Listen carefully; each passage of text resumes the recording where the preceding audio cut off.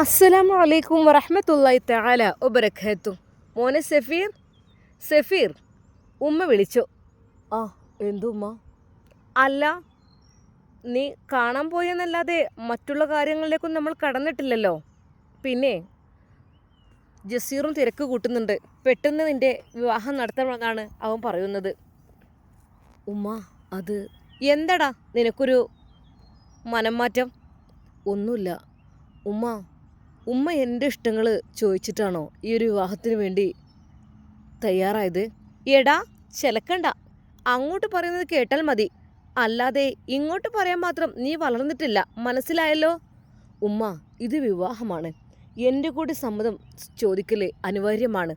ഓഹോ, നിൻ്റെ സമ്മതവും നിൻ്റെ ഒപ്പും എല്ലാം കിട്ടിയിട്ട് വേണം പുളിക്കൽ തറവാട്ടിലെ പെണ്ണ് കാണലും കല്യാണവും നടത്താൻ അല്ലേ? അതെ, വേറൊടുത്ത് പോയി പറഞ്ഞേക്ക്.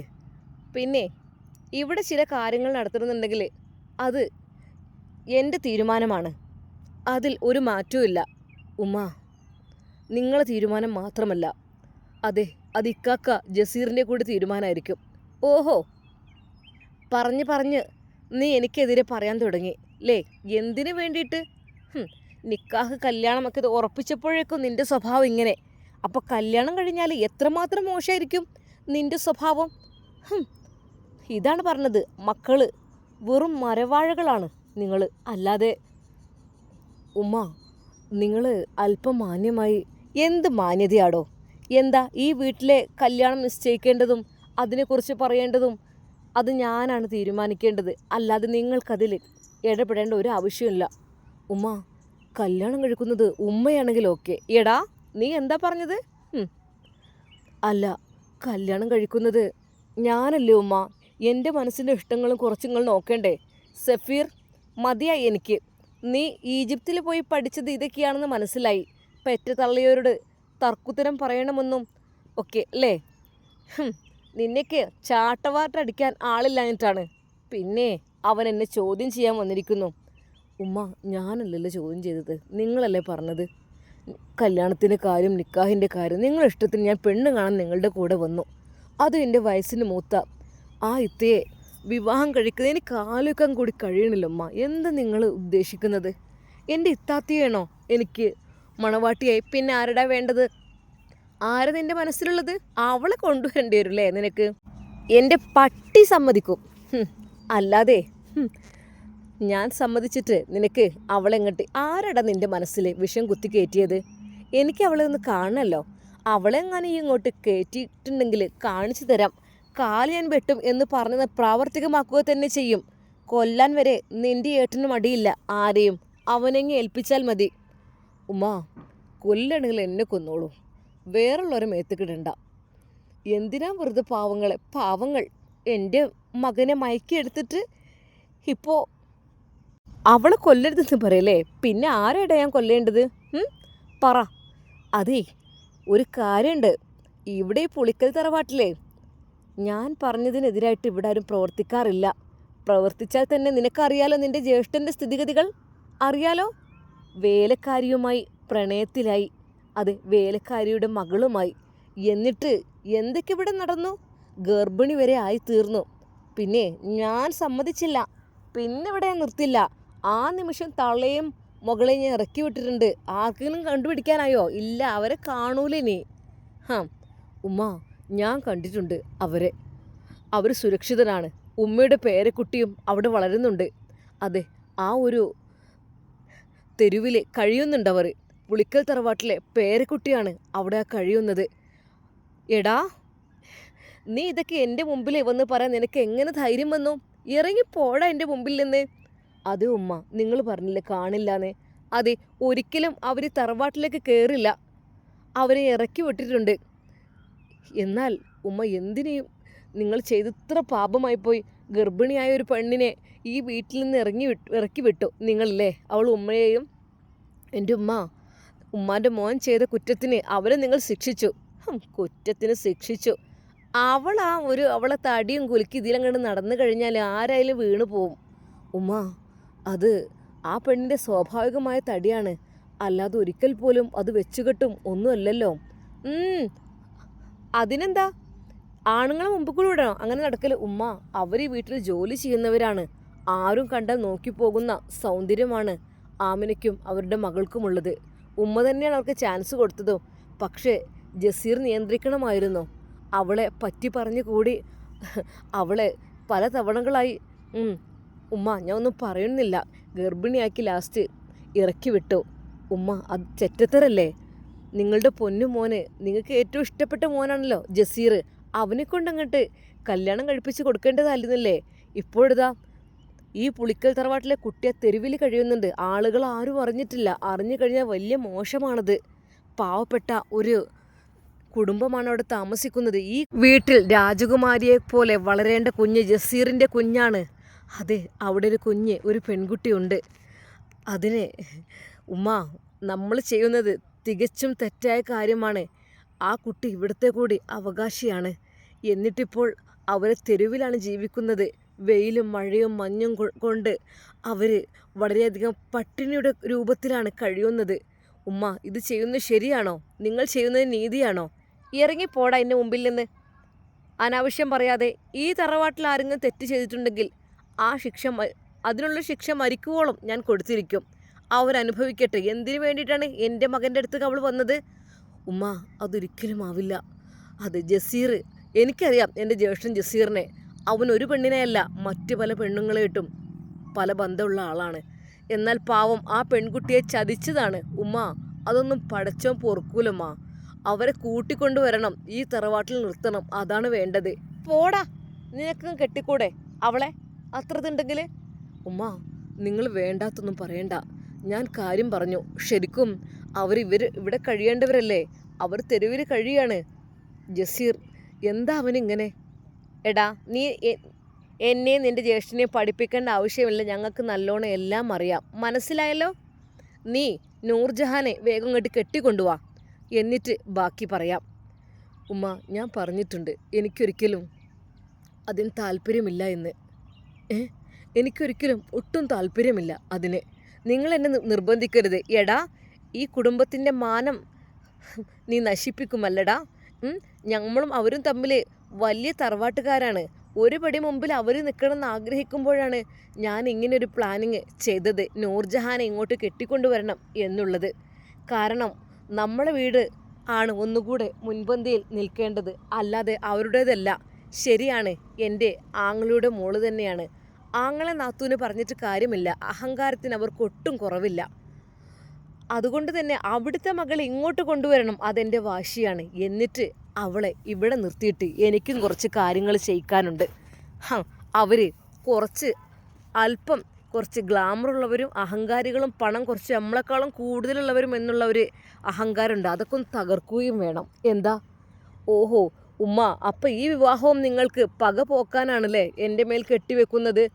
നീ അവളെ നിക്കാഹ് കഴിച്ച് അവളുടെ കൂടെ സുഖമായി ജീവിക്കണമെന്ന് ഒരിക്കലും ഞാൻ ആഗ്രഹിക്കുന്നില്ല. അവളെ ഇങ്ങോട്ട് കെട്ടിക്കൊണ്ടുവരണം, അതേ എനിക്ക് പറയാനുള്ളൂ. എന്നാൽ ജസീറിനോട് പറഞ്ഞൂടത്? എടാ, ജസീറിനോട് പറഞ്ഞിട്ട് ആ വിവാഹം മുടങ്ങിയതാണ്. പിന്നീട് അവനും വീണ്ടും അവളെ കാല് പിടിക്കാൻ പോകണോ? ഉമ്മ, നിങ്ങൾ ആർക്കുടെ വാശിക്ക് വേണ്ടിയിട്ടാണ് ഇതിനൊക്കെ നിൽക്കുന്നത്? അപ്പോൾ എന്നെ കാണാൻ പറഞ്ഞയച്ചതും നല്ല ദാമ്പത്യ ജീവൻ നയിക്കാനൊന്നല്ല അല്ലേ? പ്രശ്നങ്ങളും ശത്രുതയും ഉണ്ടാക്കാനല്ലേ വീണ്ടും വീണ്ടും? നീ ഇതിൽ ഇടപെടേണ്ട ആവശ്യമില്ല. എനിക്കും ജസീറിനും എല്ലാം അറിയാം. പിന്നെ കൂടുതൽ നീ വീമ്പിളക്കുകയും വേണ്ട. നീ മനസ്സിൽ പറഞ്ഞ ആ ഒരു പെണ്ണിനെ എങ്ങാനും കെട്ടിക്കൊണ്ടുവന്നിട്ടുണ്ടെങ്കിൽ, അവളെ എങ്ങാനും നിക്കാഹ് കഴിച്ചിട്ടുണ്ടെങ്കിൽ സഫീറെ, നീ പിന്നെ ഈ ലോകം കാണൂല. അത് ഓർത്തോ, നീയും ആ പെണ്ണും. പറഞ്ഞില്ലെന്ന് വേണ്ട. ശരിക്കും ആ തള്ള അവിടെ നിന്ന് ഇളകിക്കൊണ്ട് എഴുന്നേൽക്കുമെന്ന് പെട്ടെന്നാണ് ജസീർ അങ്ങോട്ട് വന്നത്. എന്താ അവിടെ പ്രശ്നം? എന്താ അവിടെ പ്രശ്നം? രാവിലെ തന്നെ എന്താ രണ്ടും കൂടെ നല്ല പ്രശ്നമാണല്ലോ. എന്താ കാര്യം? എൻ്റെ പൊന്നു മോനെ, നിൻ്റെ അനിയൻ്റെ നാവ് അരിഞ്ഞിരേണ്ട സമയമായിക്കണേ. അവൻ പറയുന്ന തർക്കുത്തരങ്ങൾ അവൻ എന്നോടപ്പം പറയുന്നത്. അവൻ പറയുന്നേ കേട്ടോ, എന്തൊരു മോശമാണത്. അവന് വലിയ ദീന് പഠിക്കാൻ പോയ ആളാണത്രേ. ഉമ്മയോട് ചിലക്കുന്നത് കണ്ടാലേ കൊന്ന് തള്ളാൻ തോന്നും. ആ രീതിയുള്ള കാട്ടിക്കൂട്ടലുകളാണ് അവന് ചെയ്യുന്നത്. ഉമ്മ, എന്താണ് പ്രശ്നം? പറയൂ. എന്താടാ സഫീറെ? നേരേതാ ജസീർ അവൻ്റെ കോളറിനെ പിടിക്കുന്നു. പറയടാ, എൻ്റെ ഉമ്മയുടെ നേർക്ക് നീ എന്താടേ പറയുന്നത്? ഏട്ടാ, ഞാൻ ഒന്നും പറഞ്ഞതല്ല, ഞാൻ കാര്യങ്ങൾ പറഞ്ഞതാണ്. ഞാൻ കാര്യങ്ങൾ പറഞ്ഞ് മനസ്സിലാക്കി ഉമ്മയെ. എന്ത് കാര്യം? എടാ, ഒന്നുമല്ല, നീ ഏതൊരു പെണ്ണിനെ ഗർഭിണിയാക്കിയെന്നോ അവർ തെരുവിൽ താമസിക്കുന്നുണ്ടെന്നോ അങ്ങനെയൊക്കെ പറഞ്ഞു കേട്ടത്. എന്നാൽ അത് കേട്ടപ്പോൾ ജസീർ ആകെ വിയർത്തു. അതെ ഉമ്മ, അന്ന് നിങ്ങൾ സമ്മതിച്ചില്ല അവളെ വിവാഹം കഴിക്കാൻ, ഒടുവിൽ അങ്ങ് പറഞ്ഞു വിട്ടു അല്ലേ? അതല്ലേ? ശരിയാണ്, അന്ന് മുതൽ തന്നെയാണ് എനിക്കും ഭ്രാന്തായി തുടങ്ങിയത്. അന്ന് മുതൽ എനിക്ക് തോന്നി ഇതിപ്പോൾ എന്താ, നിങ്ങളൊക്കെ നിങ്ങളുടെ ഇഷ്ടം പോലെ കണ്ട ആളുകളെയൊക്കെ വരുത്തി കൂട്ടി വെച്ചിട്ട് ഗർഭിണികളാക്കിയിട്ട് ഇവിടെ താമസിപ്പിക്കണം അല്ലേ ഈ പുടിക്കൽ തറവാട്ടിൽ? അത് ഞാനുള്ളിടത്തോളം കാലം നടക്കൂല. എന്തെങ്കിലുമൊക്കെ ചെയ്ത് കൊന്ന് കളയാൻ നോക്കുന്നല്ലാതെ അവരെയും വെച്ചുകൊണ്ട് പറയിപ്പിക്കാൻ വേണ്ടിയിട്ട് തെരുവിൽ താമസിക്കുകയാണത്രേ. എന്നാൽ സഫീർ പറഞ്ഞു, ഇക്ക, അത് ഇക്കാടെ മോള് ആ തെരുവിൽ താമസിക്കുന്നുണ്ട്. പുളിക്കൽ തറവാട്ടിലെ പേരക്കുട്ടി, സുന്ദരിയായ പൊന്നുമോള്, ഞാൻ കണ്ടതാണ് എൻ്റെ കണ്ണുകൊണ്ട്. ശരിക്കും എനിക്ക് ആ കുഞ്ഞിനെ, എടാ വേണ്ട വേണ്ട വേണ്ട, അതിനെക്കുറിച്ച് നീ ചിന്തിക്കണ്ട. എൻ്റെ മോളല്ല, എൻ്റെ തള്ളയായാൽ പോലും വേണ്ടില്ല. ഞാൻ ആരെയും വെച്ച് പൊറപ്പിക്കില്ല, എല്ലാത്തിനും അങ്ങ് ഉന്മൂലനം ചെയ്ത് കളയും. എന്നാൽ സഫീർ ഞൊടിയിടയിൽ പറഞ്ഞു, ഇക്ക വേണ്ട, ഒരിക്കലും ഒരാളെ നിങ്ങൾ കൊല്ലരുത്, നശിപ്പിക്കരുത്. സ്വന്തം ചോരയിൽ പിറന്ന കുഞ്ഞിനെ പോലും കൊല്ലുമെന്ന് പറഞ്ഞു നടക്കുന്ന ജസീർ, ഇക്ക ദയവായി, പടച്ചോനെല്ലാം കാണുന്നുണ്ട്, നമ്മുടെ ജീവിതം എങ്ങനെ തീരുന്നൊരിക്കലും അറിയില്ല. ആരാടാ വിളിക്കുന്നത്? എന്നാൽ ആഷി ഉസ്താദായിരുന്നു ഫോൺ. അവൻ പെട്ടെന്ന് സൈലൻ്റ് ആക്കി. എടുത്തോ, നിന്റെ മറ്റവൻ വിളിക്കുകയായിരിക്കും. സഫീർ ഫോൺ ഓഫ് ചെയ്തു.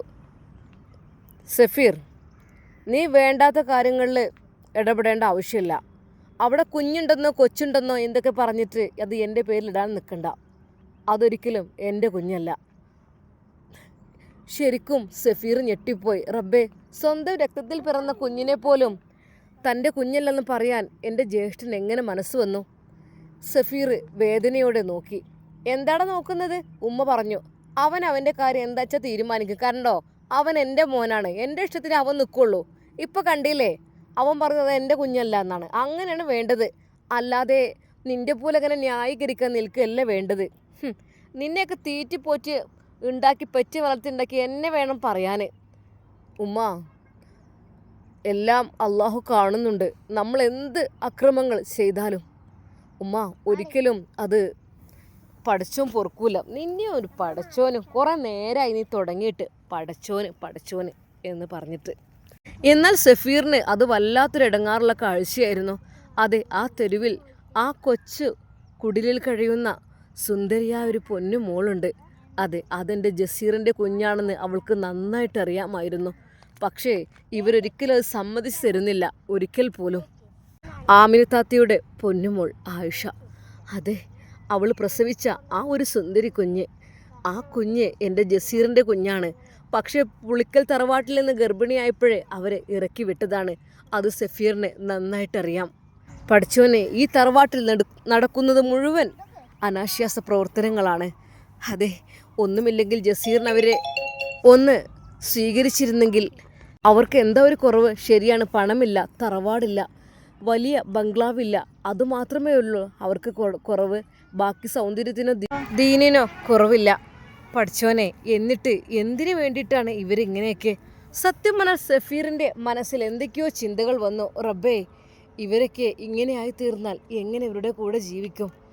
ശരിക്കും അവരെക്കുറിച്ച് പാവം തോന്നി. പാവം ആയിഷയെക്കുറിച്ച്, അതെ, അവരുടെ കുഞ്ഞിനെക്കുറിച്ച്. പണമില്ലാത്തതിൻ്റെ പേരിൽ, പാവങ്ങളായതിൻ്റെ പേരിൽ സ്വന്തം പിതാവിനെ പോലും പരിചയപ്പെടുത്തി കൊടുക്കാൻ ഇവർ തയ്യാറാകുന്നില്ല. ഇങ്ങനെയുമുണ്ടല്ലോ ആളുകൾ. എന്താടാ നീ ആലോചിക്കുന്നത്? നിനക്ക് എന്താ ആലോചിക്കാനുള്ളത്? നിനക്ക് എന്തെങ്കിലുമൊക്കെ ആലോചിക്കാനുണ്ടാവും. അതെ, ഓരോന്ന് ആലോചിച്ച് ഓരോ ഏടാക്കൂടങ്ങൾ എങ്ങോട്ട് വിളിച്ചു വരുത്താൻ വേണ്ടി നീ ശ്രമിക്കണ്ട, മനസ്സിലായല്ലോ? എന്നാൽ സഫീർ ഒന്നും മിണ്ടാതെ ദയനീയമായി നോക്കി. അതെ, തൻ്റെ ജ്യേഷ്ഠനും ഉമ്മയും ഈ ലോകത്ത് ഏറ്റവും വെറുക്കപ്പെടുന്നവരാണെന്ന് അവനക്ക് തോന്നിപ്പോയി. പഠിച്ചോനെ, എന്താ റബ്ബേ ഇങ്ങനെയൊക്കെ? സ്വന്തം ചോരയിൽ പിറന്ന കുഞ്ഞിനെ പോലും ഏറ്റെടുക്കാൻ തയ്യാറാകാത്ത എൻ്റെ നീചനായ എൻ്റെ ജ്യേഷ്ഠൻ, അതെ ഉമ്മ, റബ്ബേ, എന്തിനാണ് ഇവർ ആരോടാണ് ഈ ക്രൂരത കാണിക്കുന്നത്? അല്ലെങ്കിലും സത്യത്തിനും നീതിക്കും ഇവർക്ക് തീരെ താല്പര്യമില്ല. ഇവർ തികച്ചും തെറ്റായ രീതിയിലുള്ള വഴികളാണ് തിരഞ്ഞെടുക്കുന്നത്. പഠിച്ചോനെ, നീ ഇതെല്ലാം കാണുന്നുണ്ടല്ലോ. പെട്ടെന്നാണ് സഫീർ അവിടെ കണ്ട ആ ഒരു ന്യൂസ് പേപ്പർ നോക്കിയത്. റബ്ബേ റഹ്മാനെ, ആയിഷക്ക് ഈ ഒരു ബുദ്ധിയൊന്നും തോന്നാതിരിക്കരുതേ അല്ലാ. ഒരു കുഞ്ഞിനെ നോക്കാൻ തന്നെ വലിയ ബുദ്ധിമുട്ട്. ഗർഭിണിയാണെന്ന് ഭർത്താവിന് പോലും അറിയിച്ചില്ല. കാട്ടാക്കട എന്ന സ്ഥലത്ത് അതാ നവജാത ശിശു ക്രൂരമായി കൊലപ്പെടുത്തിയ കേസിൽ മാതാവായ 21 വയസ്സുകാരിയായ ഷംനയെ പോലീസ് അറസ്റ്റ് ചെയ്തു. കുഞ്ഞിന്റെ കഴുത്ത് ബ്ലേഡ് കൊണ്ട് മുറിക്കുകയും തുടർന്ന് മുഖത്ത് അമർത്തി ശ്വാസം മുട്ടിക്കുകയും ചെയ്തുവെന്ന് ഷംന ചോദ്യം ചെയ്യലിൽ സമ്മതിച്ചതായി പോലീസ് അറിയിച്ചു. കോടതിയിൽ ഹാജരാക്കിയ പ്രതിയെ റിമാൻഡ് ചെയ്തു. ഞായറാഴ്ചയാണ് ഷംന വീട്ടിൽ പ്രസവിച്ചത്. ഭർത്താവ് അൽത്താഫിന് ഇറച്ചിക്കടയിലാണ് ജോലി. 3 വർഷം മുമ്പാണ് ഇവരുടെ വിവാഹം. ഇവർക്ക് 2 വയസ്സുള്ള മറ്റൊരു കുഞ്ഞുമുണ്ട്. ഒരു കുഞ്ഞിനെ തന്നെ നോക്കാൻ പ്രയാസമുണ്ടെന്നും അതിനാലാണ് രണ്ടാമത്തെ കുഞ്ഞിനെ കൊലപ്പെടുത്തിയത് എന്നുമാണ് ഷംന പോലീസിൽ മൊഴി നൽകിയത്. ഇറച്ചിക്കടക്കാരനായ തൊഴിലാളി ഭർത്താവ് അൽത്താഫ് ജോലി കഴിഞ്ഞ് ഞായറാഴ്ച ഉച്ചയോടെ വീട്ടിലെത്തുമ്പോൾ ഷംന വയറുവേദന കാരണം അവശനിലയിലായിരുന്നു. ആശുപത്രിയിലേക്ക് കൊണ്ടുപോകാനായി അൽത്താഫും ബന്ധുവും ചേർന്ന് ഷംനയെ എടുത്ത് ഓട്ടോറിക്ഷയിൽ കയറ്റി. തുടർന്ന് ഷംനയുടെ ചെരുപ്പിടാനായി അൽത്താഫ് മുറിയിൽ കയറിയപ്പോഴാണ് കട്ടിലിനടിയിൽ രക്തം പുരണ്ട തുണിയിൽ ചോര കുഞ്ഞിനെ കണ്ടത്. ആശുപത്രിയിൽ എത്തിച്ചെങ്കിലും കുഞ്ഞിന് ജീവനില്ലായിരുന്നു. മൃതദേഹത്തിൽ മുറിവുകൾ കണ്ടതിനെ തുടർന്ന് ഡോക്ടറാണ് പോലീസിൽ വിവരം അറിയിച്ചത്. ഭാര്യ ഗർഭിണിയാണെന്ന വിവരം താനും വീട്ടുകാരും അറിഞ്ഞിരുന്നില്ല എന്നാണ് അൽത്താഫിന്റെ മൊഴി. സംഭവത്തെ തുടർന്ന് പോലീസിന്റെ നിരീക്ഷണത്തിൽ ചികിത്സയിൽ തുടർന്നിരുന്ന ഷംനയെ ഇന്നലെ അറസ്റ്റ് ചെയ്യുകയായിരുന്നു. കോടതി പ്രതിയെ റിമാൻഡ് ചെയ്തു. കൂടുതൽ ചോദ്യം ചെയ്യലിനും തെളിവെടുപ്പിനുമായി പ്രതിയെ ഉടൻ കസ്റ്റഡിയിൽ വാങ്ങുമെന്ന് ആര്യങ്കോട് SHO KP വിനോദ് പറഞ്ഞു. കുഞ്ഞിനെ വേണ്ടെങ്കിൽ ആർക്കെങ്കിലും കൊടുത്തുവിടായിരുന്നോ? എന്തിനാണ് ആ കുഞ്ഞിനെ ഇത്രയധികം ദാരുണമായി കൊലപ്പെടുത്തിയത്? ആളുകളെയെല്ലാം മനസ്സാക്ഷിയെ ഞെട്ടിച്ചുള്ള ഈ ഒരു കൊലപാതകം എല്ലാവരും കേട്ടവർ ഇതാണ് പറയുന്നത്. ആ ഒരു ന്യൂസ് പേപ്പർ വായിച്ച സഫീർ ഞെട്ടിപ്പോയി. റബ്ബേ അല്ലാ, ഇത് എൻ്റെ ജ്യേഷ്ഠൻ ജസീർ. ഒരു പക്ഷേ അവൻ്റെ മാനനഷ്ടം ഓർത്ത്, തൻ്റെ കുഞ്ഞ് ഒരു കൊച്ചുകുടിലിൽ കഴിയുന്നുണ്ട് എന്നോർത്ത്, തനിക്ക് വേലക്കാരിയുടെ മകളിലുണ്ടായ കുഞ്ഞിനെ ഓർത്ത് തീർച്ചയായും അവന് നല്ല ദേഷ്യമുണ്ട്, വാശിയുണ്ട്, പകയുണ്ട്. പക്ഷേ അത് തനിക്കൊരു അഭിമാന പ്രശ്നമാണ് എന്നതാണ് അവൻ വിശ്വസിക്കുന്നത്, ഉമ്മയും. അതുകൊണ്ട് തന്നെ അവർ എന്തൊക്കെയോ പലതും വേറെ പല കടുങ്കൈനെക്കുറിച്ചും വിചാരിക്കുന്നുണ്ട്. സഫീർ ഒരു നിമിഷം വിചാരിച്ച് റബ്ബേ പഠിച്ചോനെ. എന്നാൽ ആ നിമിഷം തന്നെ അവൻ ആ ന്യൂസ് പേപ്പർ എടുത്ത് ആ ഭാഗം കീറിയെടുത്തു, കയ്യിൽ ചുരുട്ടിക്കൂട്ടി. ഇല്ല, ഒരുപക്ഷെ ജസീർ അത് വായിക്കാനിടവന്നാൽ അവൻ്റെ കുഞ്ഞിനെ തന്നെ അവൻ നശിപ്പിക്കുവാനുള്ള പോംവഴി തയ്യാറാക്കും. അത് ഉറപ്പാണ്. അതുകൊണ്ട് ഈ ന്യൂസ് അവരൊരിക്കലും കാണാൻ പാടില്ല എന്ന് കരുതി സഫീർ ന്യൂസ് പേപ്പർ എടുക്കുകയായിരുന്നു. ഈ സമയം അതാ ആഷി ഉസ്താദ് സഫീറിൻ്റെ ഫോണിലേക്ക് വിളിക്കുന്നു. ഹലോ. അവൻ ഫോണുമായി പുറത്തേക്ക് ഇറങ്ങി. അപ്പോൾ തന്നെ അവൻ്റെ ഉമ്മ പറഞ്ഞു, അത് മറ്റവനായിരിക്കും. അവനെ പിഴപ്പിക്കാൻ നടക്കുന്ന അവന് ഉസ്താദ് എന്ന് പേരുള്ള ആ നാറി, അല്ലാതാരാ? എന്നാൽ സഫീറിനത് കേട്ടപ്പോൾ വല്ലാത്ത വിഷമമാണായത്. എങ്കിലും അവൻ ഹലോ, ആ എന്താടാ, വാ. പിന്നെ നാളെ ഒരു സർപ്രൈസ് ഉണ്ട് കേട്ടോ. എന്താ? എന്ത് സർപ്രൈസ്? നാളെ റിസ്വാന വക്കീലും ഉമ്മയും ഉപ്പയൊക്കെ എത്തുന്നുണ്ട്. ആണോ? മാഷാ അല്ലാ. പെട്ടെന്ന് സഫീർ വല്ലാതെ സങ്കടപ്പെട്ടു. എടാ, എത്തിയിട്ടും സാരല്ല, എങ്കിലും വാ, നമുക്കൊരുമിച്ച് വിവാഹത്തിൽ കൂടാലോ. നിൻ്റെ വീട്ടുകാർക്കല്ലേ